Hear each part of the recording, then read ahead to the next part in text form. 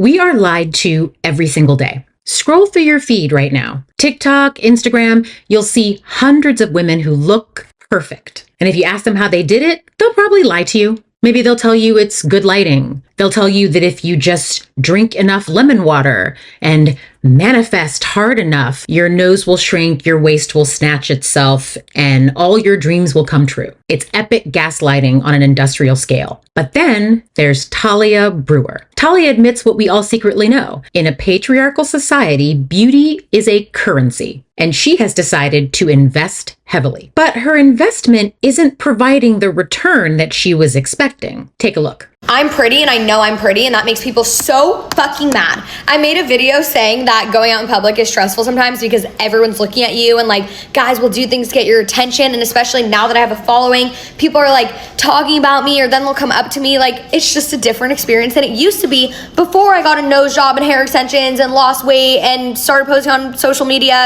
And people, mostly guys, trying to gaslight me and be like, you're not pretty, you're chopped. Bitch, you literally cannot tell me that I'm not objectively pretty. I fit the beauty standard. That is just a fucking fact. And the funny thing is, I don't see it as that much of a personal thing. For me, you are who you are, and then there's your looks. And your looks give you a competitive advantage. But then, obviously there's pretty privilege, but there's also times where it doesn't serve you and it's more anxiety ridden, or people are ruder to you, or whatever the fuck else. You can't gaslight me. I know I'm fucking pretty. You could never make me hate myself. Truly. I fucking love myself so deeply, and social media sees one little piece of the pie. Everybody fucking knows this. I don't even believe in like any of the hate on social media. Like, you're a fucking bot. No one's ever said this shit to my face, so that's how I know you're a fucking bot. You don't exist in my universe. We are taught that if we just buy the right nose, the right body, the right clothes, we can buy success, admiration, and most importantly, safety. But I'm here to tell you that that transaction is a scam. Even if you play the game perfectly, you cannot win, because the game isn't designed for you to win. It's designed to keep you so busy and distracted trying to win that you don't realize that you've already lost. How did you lose? By letting them convince you to play in the first place. Talia has been refreshingly, almost brutally honest about her rhinoplasty. She didn't disappear for 3 months secretly and come back claiming some other medical issue. She said, essentially, I saw how the world treated me when I was fat. I saw that my nose was a barrier to opportunities that I wanted. So I fixed it. On the surface,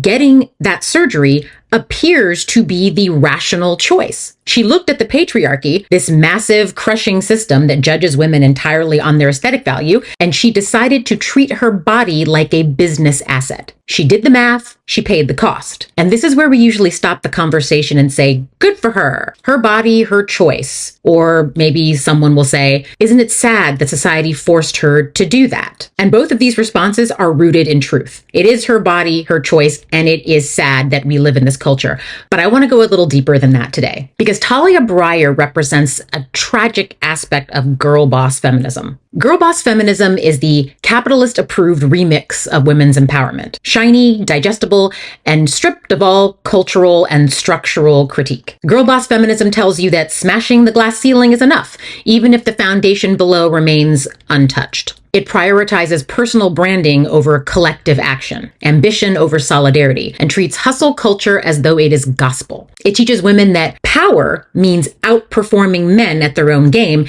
instead of questioning the rules entirely. It doesn't want to dismantle patriarchy. It only promises you a better seat at the table. In other words, it's feminism without the politics, gender equality without economic justice, empowerment that flatters the system rather than confronts it. And while it offers temporary validation, it leaves the roots of inequality completely intact. Like many women, Talia believes that if you are pretty enough, smart enough, and rich enough, you can buy your way out of oppression. You can negotiate with the patriarchy. I'm here to tell you that you can't. The patriarchy does not offer a contract. It doesn't offer terms. It offers illusion. It offers hope just long enough to keep you hustling. It promises you that if you just changed one more thing, your weight, your nose, your attitude, your outfit, you'll finally unlock that secret level where men treat you like a human being. But there is no secret level. It's just a treadmill. And the moment you get too tired to keep running on it, it throws you off. To understand why someone like Talia would go under the knife so willingly, We need to have a conversation about safety. We like to pretend that plastic surgery is all about vanity. We call women shallow for caring so much about how they look, but that is a lie that some people tell themselves so that they can feel superior over other women. I know, it happens. This is why the rise of cosmetic surgery content on TikTok and Instagram is so dangerous. Not because women are being bad role models, but because girls are being conditioned to see their faces as a draft. Unfinished work. The line between beauty aspiration and medical procedure has completely collapsed, and we're told that documenting our transformation is empowering. But what we're actually doing is building tutorials for our own assimilation and erasure. Beauty under patriarchy isn't about vanity. For women, it's about survival. But for the system, it's about obedience. Decades ago, Naomi Wolf wrote in her book, The Beauty Myth, the following: "A culture fixated on female thinness is not an obsession about female beauty, but an obsession about female obedience. Dieting is the most potent political sedative in women's history. A quietly mad population is a tractable one." When I was 12 years old, I did not know who Naomi Wolf was. I didn't have the language of political sedatives, but I knew exactly what it felt like to be punished for my disobedience. I was an overweight kid, and I don't mean like TV overweight where you're just a little chubby. I mean, I was the kid who took up too much space, literally. The world does not just ignore fat children. It punishes them aggressively. It wasn't just the name calling. It was the physical threats. It was the way boys would look at me with genuine disgust, not just indifference, but anger. My existence, my body was offensive to them. It was a violation of the rules. And when you break the rules in patriarchy, even when you're 12 years old, you get punished. I was bullied relentlessly. I was made to feel unsafe in my own skin every single day. And I learned very quickly that my body was a target. So when I look at Talia Breyer or any other influencer who surgically optimizes their face or undergoes a dramatic weight loss, I'm very sympathetic to them. I don't see vanity. All I see is a little girl building a shield, a fortress. I see someone who looked at the violence of the world, the same violence that I personally faced, and said, I will do whatever it takes to make sure that that never happens to me again. Talia is young. She's 21 years old. If I could have bought a new nose or a new body at 21, if I could have written a check to make the bullying stop, to make people stop looking at me with hatred and start looking at me with respect, this is the age when the world tells you that your power is peaking, that your worth is tied to your youth and your ability to be desired. And the terror that sets in, the terror of not measuring up, of being invisible, makes even the most intelligent and thoughtful young women susceptible to the lie. And it's not just personal. It's generational. Gen Z was born into the algorithm. They've never known a world where their face wasn't up for digital evaluation. They had access to Instagram filters before they even had acne to conceal. And now they're doing the only logical thing you can do in a system like this one. They are curating themselves for survival. At any time prior to the age of around 27, I would have emptied my bank account if it meant that I could be thinner and prettier. I would have sold my soul. This is the trap. The system creates the trauma. It bullies the fat kids. It mocks the ugly girls. It punishes women who age. And then it sells us the cure. Talia thinks that she's playing this game and winning, but all she's really doing is paying protection money to the same bullies who terrorized her. And her crash out was her starting to realize that it might not be enough. Bitch, you literally cannot tell me that I'm not objectively pretty.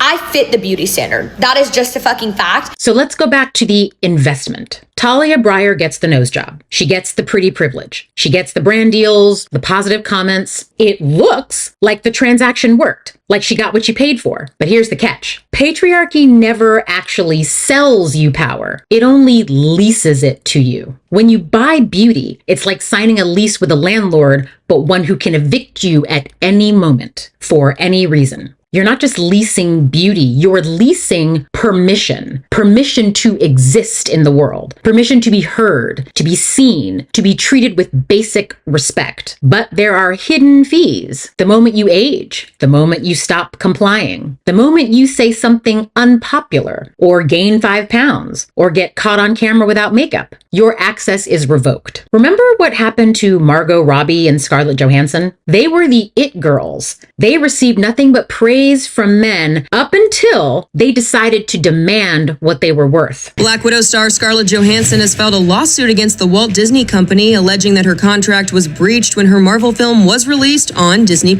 When Scarlett Johansson sued Disney for reneging on the contract, when Margot Robbie started to produce her own films, suddenly, you had men on the internet calling those women mid. Think about it. The standard of beauty that Talia bought into, it shifts every 5 years. Right now, the Instagram face is in. Small nose, full lips, cat eyes, but we're already starting to see a shift. The clean girl aesthetic is demanding something different. Heroin chic is trying to make a comeback, demanding that we all starve ourselves again. If you invested your life savings into a BBL back in 2018, you are now holding a depreciating asset in 2025. And this is where the honest actor strategy falls apart. Talia can be as transparent as she wants. She can say, hey guys, I bought this nose. But simply admitting that you're in a cage doesn't mean you're not still in a cage. By participating in this arms race, by normalizing the idea that our bodies are a fixer-upper project, Talia isn't escaping the male gaze. She's sharpening it. She's validating the idea that women's primary job is to be decorative. She's just arguing that we should be more efficient about it, more intentional. And the cost of this lease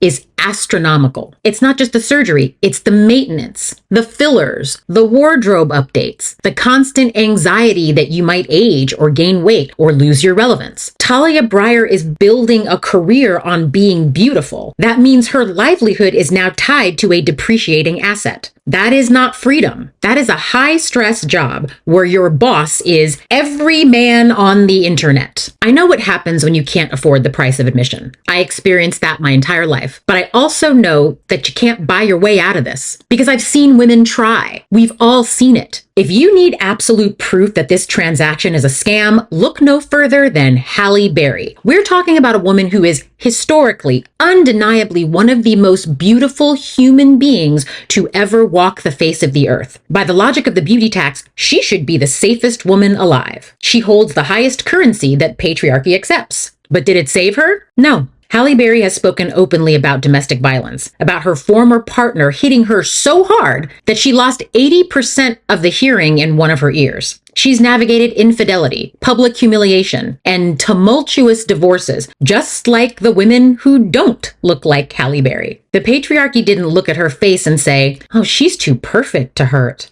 It hurt her anyway, because beauty isn't a force field against misogyny. It's just a more decorative target. We are sold this fantasy that if we just become the exception, we'll escape the rule. That if we're beautiful enough, kind enough, perfect enough, we will be spared. But patriarchy doesn't spare you for being exceptional. It exploits you even harder. The pedestal is not protection. It's a more photogenic form of control. And eventually, the same system that put you there will knock you down and then blame you for falling. If a woman like Halle Berry couldn't ensure her own safety within patriarchy, none of us can. Talia is also on record slut-shaming young women who have premarital sex. Blah, blah, the internet's mad because I said I'm pretty. But you know what else? I'm 21 and I've never had a boyfriend. I'm about to be 22 in February. I will never fucking settle. I had my first kiss at 20 years old. I know that people try to make it seem like hookup culture is the norm and that's what you should do. But what's better is respecting your body. Like many naive young women, Talia believes that sexual purity will ensure you a good and faithful husband someday. It won't. I want to be clear. Despite how problematic she is, I'm not blaming Talia, really. And I'm not blaming the version of me or anyone that wanted to be thin and pretty. I still want to look my best when I'm on camera. The image you are seeing right now is the result of both makeup and a filter. It's still me. These are my features, my nose, my eyes, my chin, my skin color, but it's a more polished version of me. I've used the tools available to me to smooth out my pores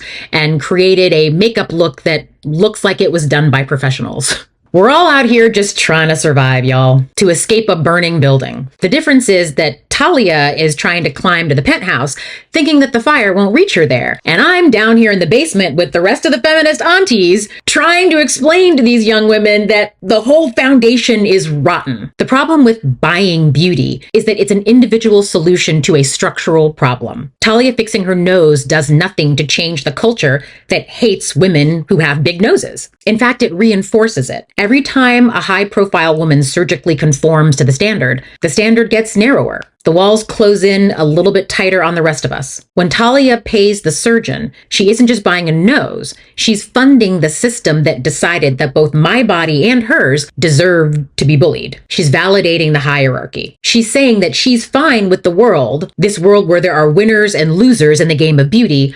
She just wants to make sure that she's a winner. But as long as that hierarchy exists, there will be 13-year-old girls crying and contemplating suicide because they're not pretty enough or thin enough. So what do we do about it? Do we shame the women who get plastic surgery? Absolutely not. That's just another form of policing women's bodies. But we have to stop lying to ourselves. Buying an entirely new face is not empowerment. It's compliance. It's paying a ransom. If you want to get the surgery because it makes you feel safer, do it. If you want to go on Ozempic because it increases the chances that your job will actually pay you what you're worth, do it. But don't pretend it's revolutionary. Don't pretend you're beating the system. Real liberation isn't about clawing your way to the top of the beauty hierarchy so you can look down on everyone else. Real liberation is realizing that the hierarchy is a lie. It's realizing that the safety that we are all trying to buy, the safety I craved so desperately as a fat kid, can never be found in a mirror. Here's the scariest part. This system doesn't need to hate you in order to harm you. It just needs to convince you that there's no other option, that you either comply or you disappear, that the only way to be safe is to be beautiful, that the only way to be beautiful is to be in pain, to suffer, and that your pain is a fair trade for other people's approval. That's how oppression survives, not through brute force, but through quiet, daily negotiation, until we forget that there was ever a world outside of the bargain. But you cannot buy your way out of the patriarchy. The only way to beat it is to dismantle it.